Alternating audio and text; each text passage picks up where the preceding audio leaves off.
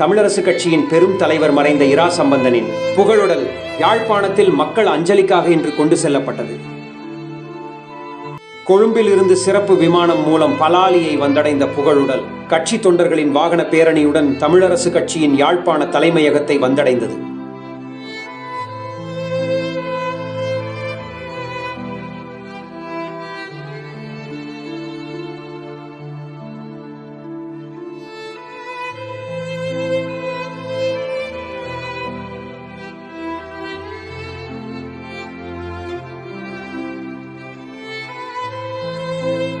அதன்பின் கட்சி பிரமுகர்களின் அஞ்சலியை அடுத்து யாழ்ப்பாணத்தில் உள்ள தந்தை செல்வா கலையகத்திற்கு கொண்டு செல்லப்பட்டது.